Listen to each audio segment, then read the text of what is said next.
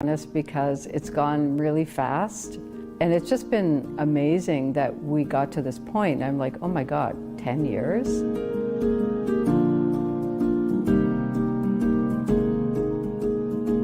13 years ago, 12 years ago, I moved here from the UK and moved to a sleepy town called Oakville. And sitting in the town square one night, around 9:30 at night, realizing that it was very quiet. You know, going back to the earliest days, when Judah Hernandez and I were sitting at a soccer game, I just finished my master's in cinema and media studies. And I was talking to Judah and I said, I've always wanted to start a film festival. And I went back to do my master's so I could do.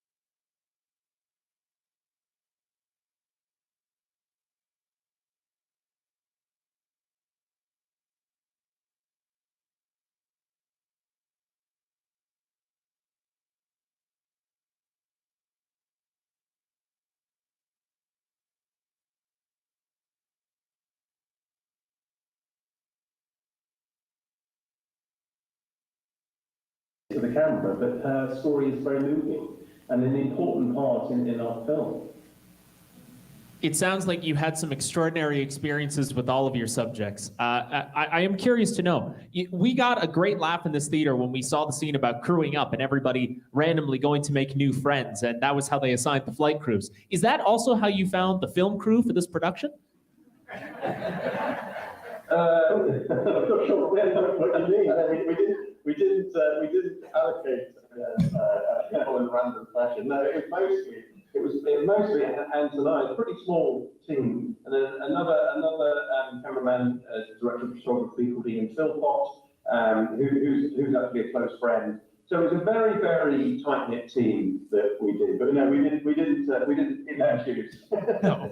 Well, to the testament of the credit of your entire team, all of you did an exceptional job finding the detail, the nuance, and some really extraordinary moments of history that I think we all feel quite privileged that we got to share this afternoon. So thank you for your rigorous work on the production, to both of you and your whole crew. Now, I'd like to now take our last couple of minutes and open this to the floor. If you have a question here in the audience, raise your hand, I will call on you, and then I will repeat it into the microphone just so our guests can hear it. Yes? How important is it to still see Lancasters flying, given their age? How important is it to still see the two remaining flying Lancasters flying, given their age?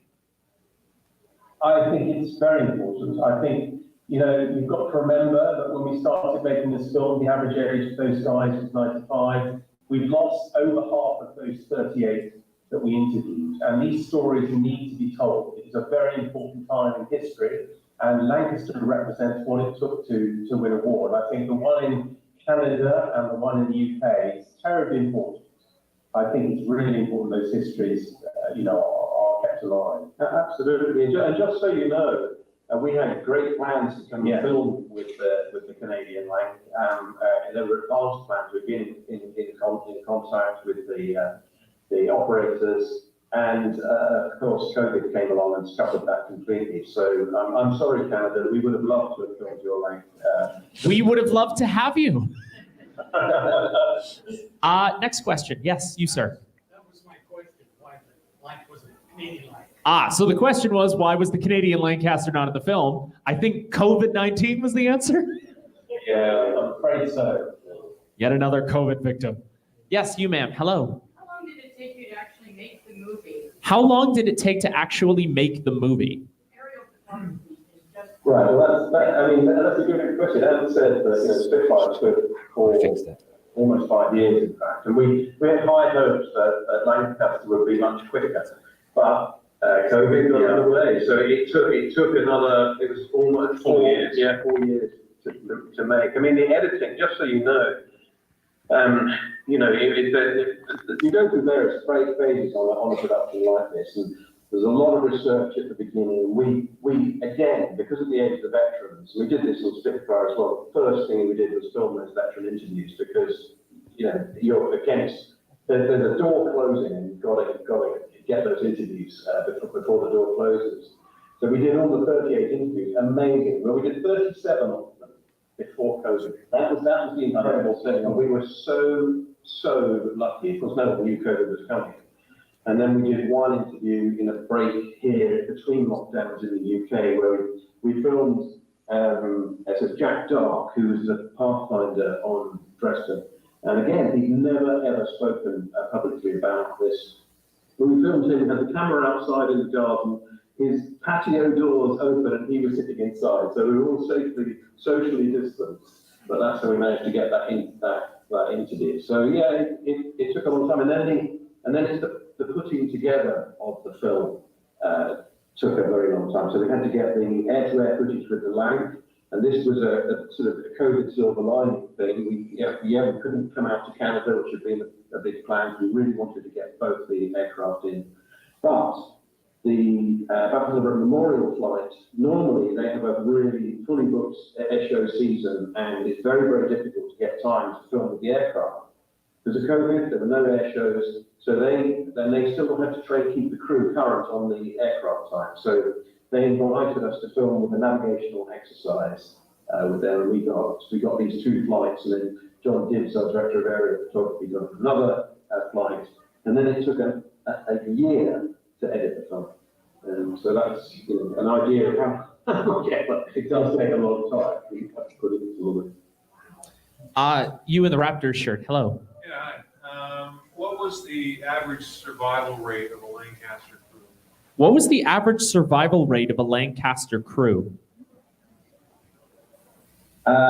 Well, that's a very interesting question. I can't break it down by aircraft type, but I can tell you that there were, in the Second World War, there were 125,000 aircrew who flew with the RAF or the RCAF or the RAAF, the 125,000.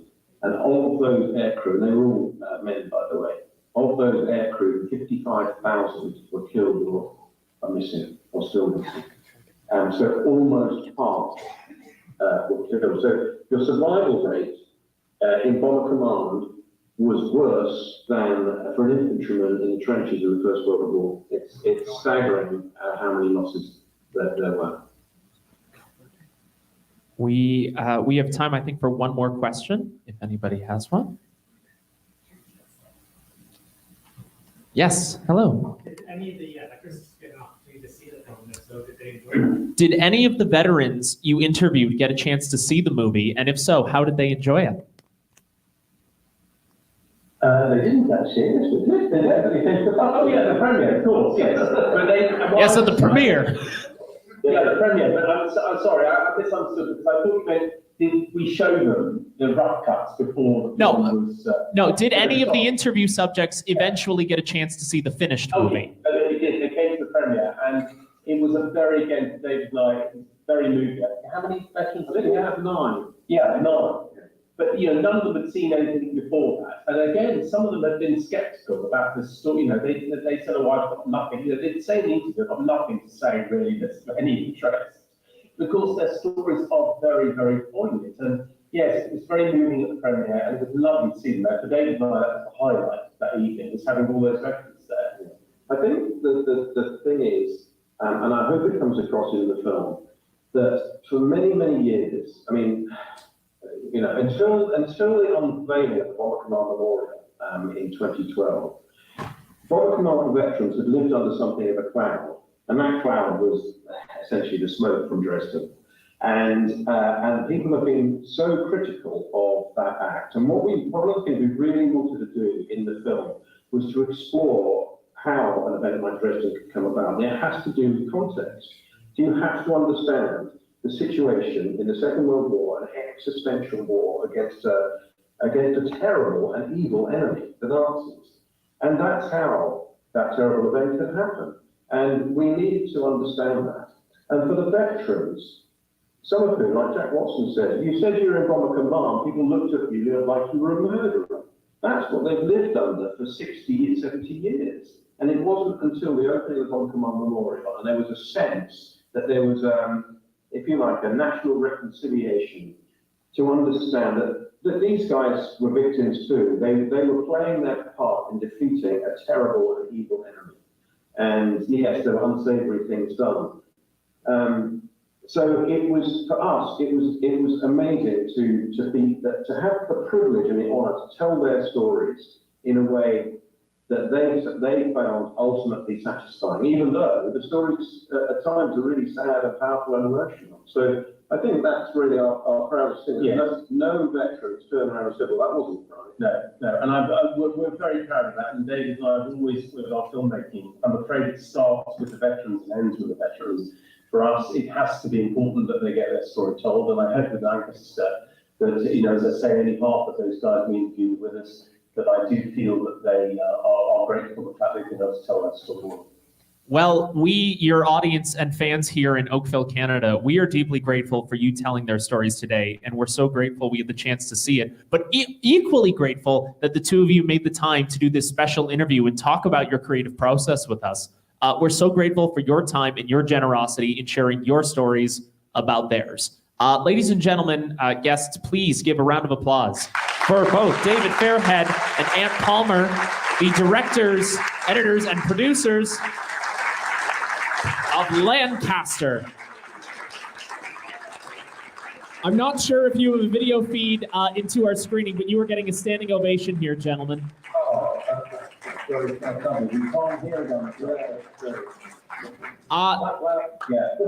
Friends, that concludes this afternoon's screening of Lancaster. Thank you so much for joining us. If you can take your garbage with you, we'd be deeply appreciative as we have another screening coming up in a moment. Thank you so much. If you would like to see any of the other features that we are screening at the Oakville Film Festival,